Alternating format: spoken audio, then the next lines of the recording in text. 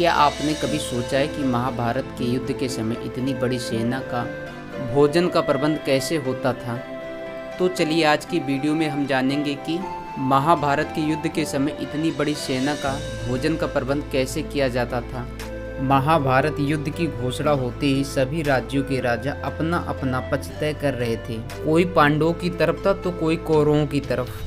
इन सभी महारथियों की सेनाओं को मिलाकर टोटल 45 लाख से ज़्यादा लोग इस युद्ध में भाग लिया था। परंतु एक ऐसे राजा भी थे जो दो भाइयों के बीच में हो रहे युद्ध के कारण किसी भी सेना के पक्ष में शामिल नहीं हुए, और वो था दक्षिण का उडुपी राज्य।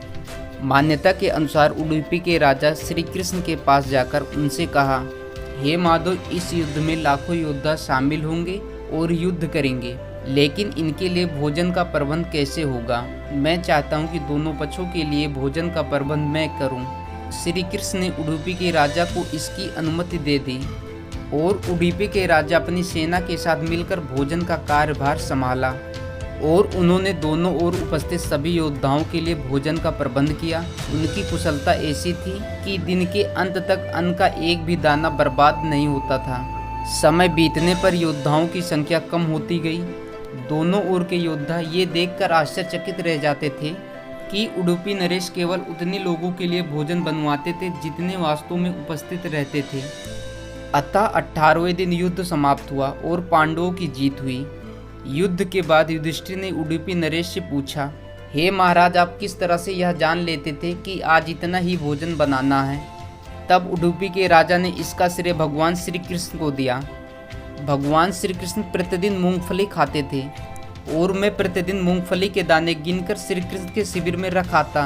उनके खाने के पश्चात गिनकर देखता कि उन्होंने कितनी मूंगफली खाई है। वे जितने मूंगफली खाते थे उसके ठीक 1000 गुना सैनिक युद्ध में मारे जाते थे। अर्थात अगर वे 10 मूंगफली खाते थे तो मैं समझ जाता था कि अगले दिन 10,000 योद्धा युद्ध में मारे जाएंगे। उसी अनुसार मैं भोजन अगले दिन कम बनाता था। यही कारण था कि कभी भी भोजन का एक भी दाना बर्बाद नहीं हुआ और अन्न का अपमान भी नहीं होता था। भगवान श्री कृष्ण के इस चमत्कार को सुनकर सभी उनके आगे सिर झुका दिए।